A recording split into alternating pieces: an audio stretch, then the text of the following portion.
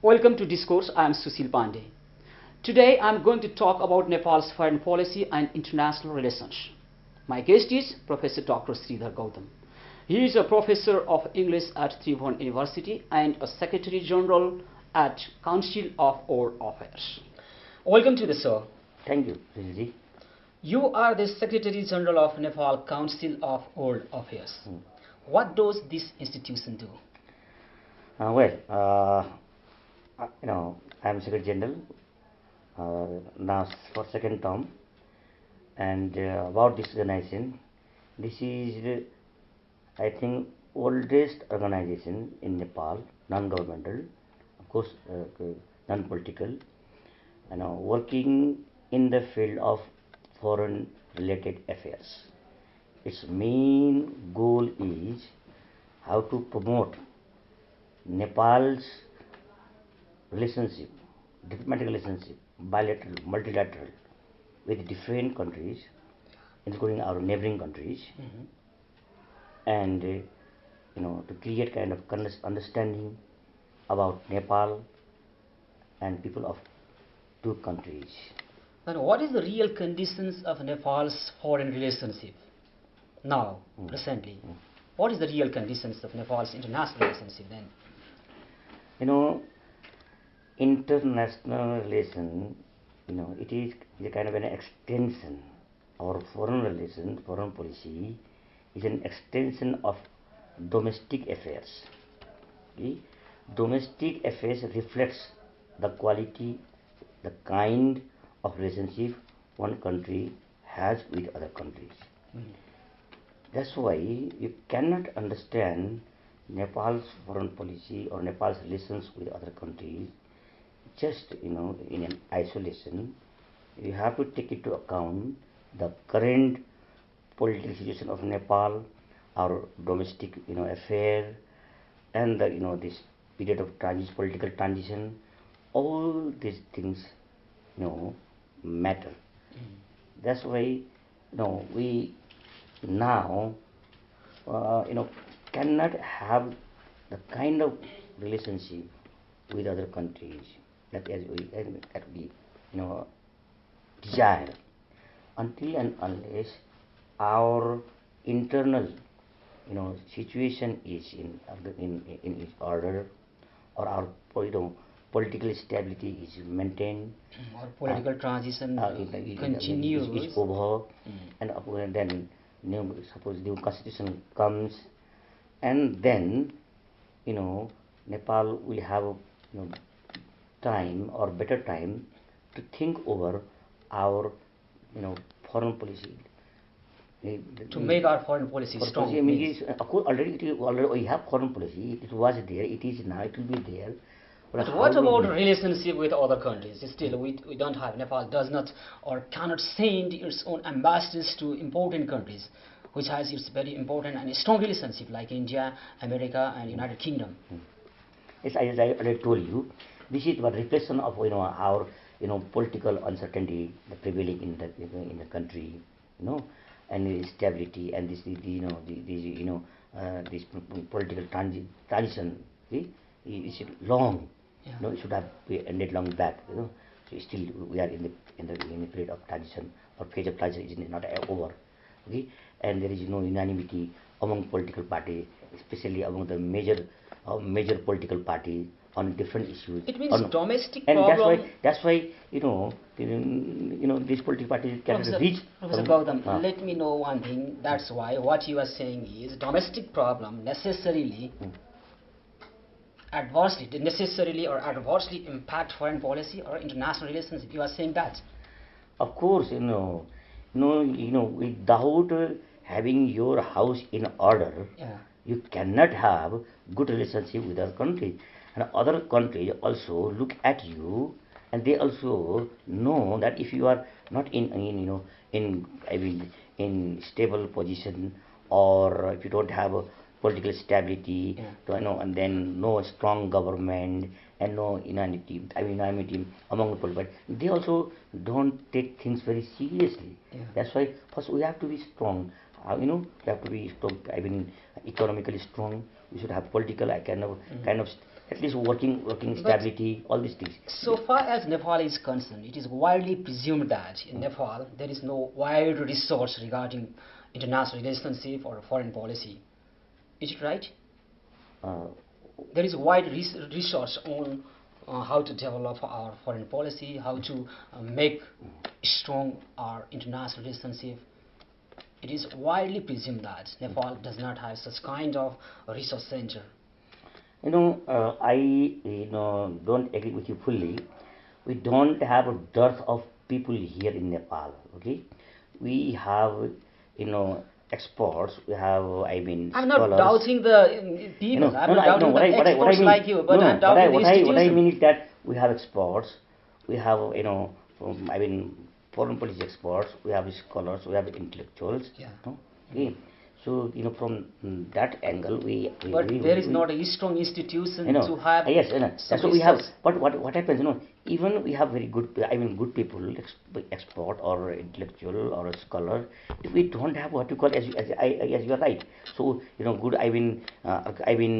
No stable government, no no good institution. Then these people cannot do in isolation.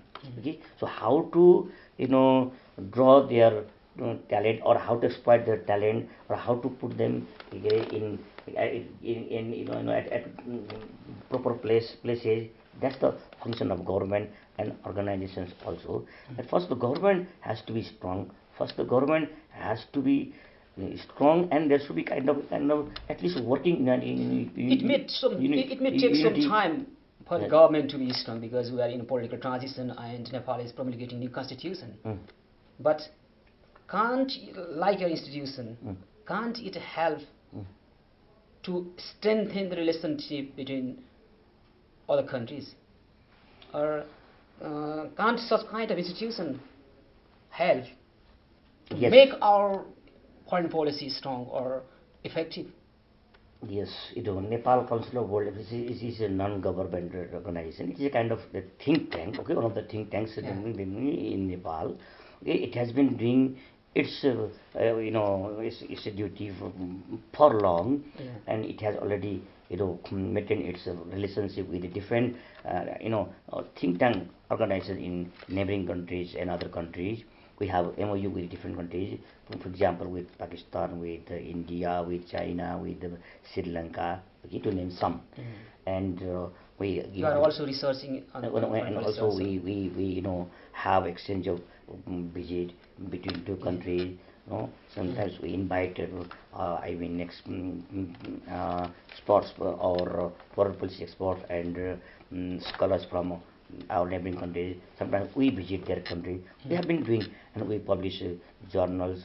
We conduct seminars. We conduct conferences. That helps to. So these are the ways of what you call promoting Nepal's relationship with the other country. And from our level, it's a non-governmental. This is second track thought.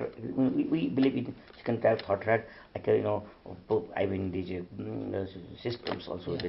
Also, that's why we have been doing, and this organization has been doing. Okay, but this is not sufficient from government side. From government side, more things should be done in a concrete way, and that will have a long-lasting impact while strengthening Nepal's relationship with other countries. But so far as geopolitics is concerned, Nepal is very important place geographically, and it is also said that we can take much benefit if we balance our foreign policy, we make strong our foreign relationship, international relationship. For example, China has become the largest oil economy recently, and in our southern part there is India, and it is also presumed that it is said that Nepal can be a bridge between China and India. Is it possible? Always Nepal has maintained good relationship with the neighboring country, okay, and also with other countries in Europe, America, Africa. And our relationship with a particular country is not directed against another country. We have good relationship with China, we have good relationship with India, we have good relationship with other countries, and we can, of course, we can take benefit from China's progress, we can take benefit from India's progress, okay? And Nepal can be bridge also. Of course, geographically or geopolitically also, Nepal is a crucial position. That's why we can take benefit. But for that too, also we have to be strong. Our government should be strong. The question arises here: how can we take benefit from those countries? Simply because Nepal is in between China and Nepal. In Nepal, that will not help. That will not give us a benefit. But how we plan? What is our vision? What is our long-lasting? Vision means our long-lasting vision. Okay? And how can we exploit from their economic progress? But Professor Gautam, unfortunately, Nepal does not have a strong foreign policy still. We are guiding the foreign policy that was useful only in Cold War era. It is said that still we are depending such kind of foreign policy, and we are talking about the making or being a bridge between Nepal, being a bridge between China and India. If you are referring to Cold War era, of course, Nepal maintained non-aligned position. Nepal is one of the founding members of non-aligned movement, and during Cold War period also, Nepal remained mostly neutral. We have such kind of legacy of so Cold War. Now too, even after there is no more Cold War, and already the world has become unipolar from a military powers point of view. We are living in our unipolar world. Despite that, how Nepal's position is that, as I understand, that Nepal is now too cannot fully align with particular group or with particular country, because Nepal has to take benefit from all countries. But in practice, it is said that Nepal is more aligned to our southern neighbor than the northern. Am I right if I say so? No, there may be perceptions, that some may say that Nepal is more about, like, you may say, as you said, aligned to the north or south. Okay, there are perceptions, but as such, I think I think there is no such government policy, and no government. I'm not saying that is government policy. Maybe that is because of the culture. No government can take that exclusive policy of having special relation with particular country and not having like that. I think Nepal cannot do that. But in practice, it is happening now. In practice, my question is, like, the persons like you, the experts or specialists like you, who are involving in such institution and doing some contributing for enhancing the relationship, Nepal's relationship with international or other countries. And how can you contribute, or how does your institution, or how can your institution contribute to develop or to make foreign policy or international relationship strong? As I told you already, there's a non-government organization. So what we can do at the most is that we can give some advice to the government. Some suggestions. We can give suggestions. And when we organize programs also, we fully remain very much objective. Okay, without taking any side. No, we don't take side. Because Nepal's interest lies in becoming friendly to all, and not having an exclusive policy, having that inclusive policy and a very good relationship with our neighboring country. Of course, because of geography, because of our culture, because of other factors, we may have more relationship with particular country. That doesn't mean that as such a government has, or such Nepal has a policy of getting aligned to particular country. That's I think that is not as for because I'm saying as an individual. That is what I say. That's not possible for Nepal. And our organization also is very careful. Very careful. When organizing programs also, we give equal platform, equal place, equal to all country, and we treat all country with equal kind of respect. And we try to develop our relationship with all countries. We try to create kind of understanding between Nepal and other countries, whether big or small, and just we try to develop kind of equality, mutual respect, mutual trust. Okay, and these are the things. In today's world, what we need is that countries should respect each other. They should treat each other But how can on the basis of Nepal, equality, mutual trust, mutual interest. My question is, how can we balance this kind of international relationship, even if at the time there is not a kind of standard foreign policy? For example, of late, so many foreign nations are paying attention to Nepal. Of late, China has increased its grant to Nepal, and other countries are also paying attention to Nepal. This is a very juncture, very crucial time, and we have to make a balance between all of them all power. And my question is, can Nepal do that? No, as I said, no. Yeah, of course, it's government's duty. I'm not asking you. I'm asking your views, your opinion regarding. Yes, it is possible. It is possible. As government should be able to make very balanced foreign policy. That policy, that makes all countries friends. Without any kind of hostility. Then can our government do that? It is those people who are in the government, although but they are not doing. We know that. Interested with the responsibility, especially about foreign affairs. It's their duty too. They are not still talking about the foreign policy. They are trying to promulgate new constitution. Of course, in new constitution also there is not any agenda how to make our foreign policy effective. I think that's the problem. Yes, it is still yet to come. So we are just optimistic. We cannot be totally pessimistic. We all want being that optimistic is one thing, but should come as soon as possible. Okay, that we all want, and then then our foreign policy should in future should be more balanced. I mean, more as you said, of course, stronger. Strong in the sense that takes care of Nepal's interest. Stronger means that foreign policy's main objective in all countries is that Nepal, the country's interest should be given the priority. That when our foreign policy should take care of our interest. We are not against anyone. We are pro Nepal. We are not against any. When I respect your views, but I'm asking, can government do accomplish such kind of responsibility at the time when they are promulgating new constitution and taking so much time? No. Of course, they should be able. No, they should be able. No, constitution making process is going on. But at the same time, that when suppose it takes some time, so that foreign policy is whatever going process. Sometimes you need to have some new developments. Okay, they should do. So it's always always the main focus would be on interest.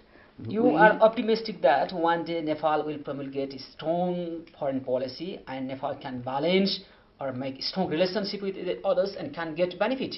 No, one day. Yes. It may take time. Yes, Sushilji, I am very optimistic because now in Nepal people are so politically awakened, so aware, and people that's why people know whether political parties are taking I've been talking about Nepal or not. They don't know. Okay. That's why those who are in government or those who are in political party they should be responsible to the people. Okay, so stronger means when I again say stronger means that promotes, that protects Nepal's interest. That means our integrity, our sovereignty, our what you call this, our dignity, that should be protected. So we can develop our relationship with the other countries, but not at the cost of our nation's interest. Not at the cost of integrity, not the sovereignty.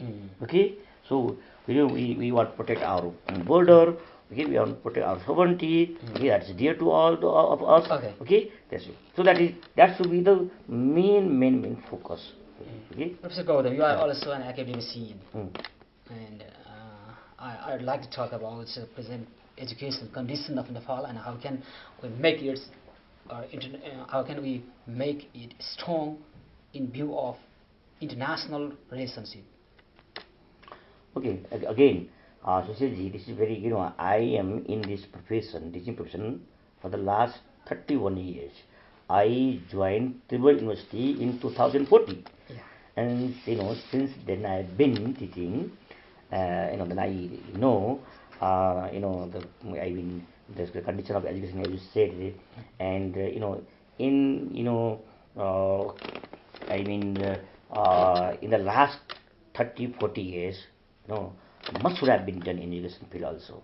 We could have many, I mean, so far as education of but South now Asian what has countries, happened? That is the oldest university, all of us. I'm not talking only Nepal's university.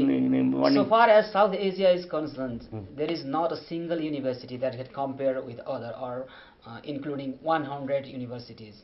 No single university of South Asia has been enlisted in the old 100 universities. That is why we are, we are economically backward. We are lagging behind. As you say, advanced countries, developed countries, they must, they knew, okay, they knew that education is power, or knowledge is power. They knew, okay. That's why they developed in the beginning. They developed education institutions, universities, in those countries. Even in China, our neighboring countries, or other neighboring countries also. If you see the progress, okay, so behind that, the major factor is that education. I mean, education means, I mean, standard education. Okay, as you mentioned, we don't have. Is there any possibility, for example, any university of South Asia can compete with the international? No. Why not? In which it will be. Tomorrow Nepal could be, how much it will take time? Of modern education. That That is in our hand. It depends on the leaders. It depends on the rulers. Once the leaders of this country become responsible, once they realize their responsibility towards the country, towards the people, that they will come. That has to come. Not only that has to come, because why Nepal is open? Not because we don't deserve better institution, not with better university. We have everything. What do you think about natural resources. Can SAARC or such kind of regional organization contribute in this sector jointly? No. SAARC is good development, but all of us know that SAARC has not been functioning the way it should have functioned.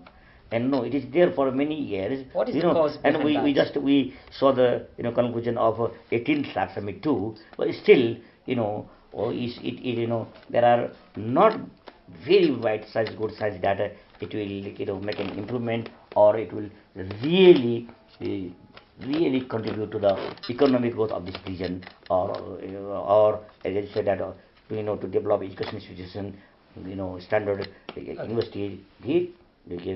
As we see in developed countries, as you are right, that among the top 500 universities of the world, or even 100 top universities in the world, also you don't find from Nepal, from some of our neighboring countries. South Asia. Countries. Why? Okay. What does this show? This show how we are lagging behind. Okay. So unless there is no development in education, you cannot expect other kinds of education development. Okay. This is the root cause.